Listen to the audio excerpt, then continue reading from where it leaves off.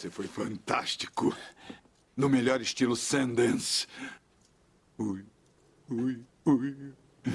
Dá uma olhada nisso.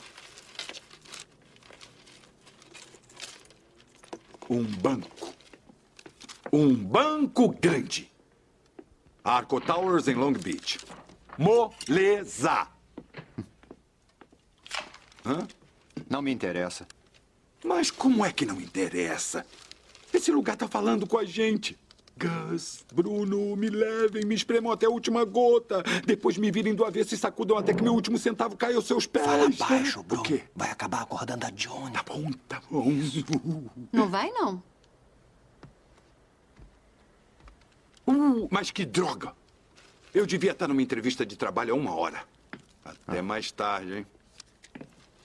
Para entrevista de trabalho às 2 da manhã? Ah, legal. Obrigado. Arrombamos um Hasselmore 2000 para conseguir ele. Parabéns, estou orgulhosa de vocês. Você disse que tinha parado.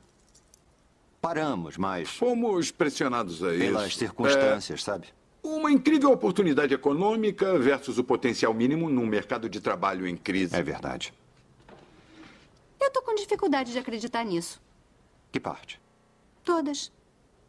Vocês não podiam tentar empregos honestos? Pelo menos uma vez. No meu antigo emprego no zoológico, eles testavam a comida em mim para ver se era seguro para Coco ou gorila. Eu podia dar referências suas. Viu? Obrigado. Eu vou pensar nisso. Bom, eu vou embora. Tchau, querida. Te vejo amanhã, quando escondermos a coisa.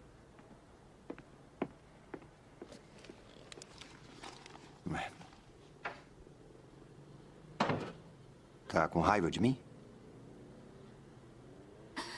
Não tô com raiva. Eu tô decepcionada. Tá, eu tô com raiva. E de saco cheio.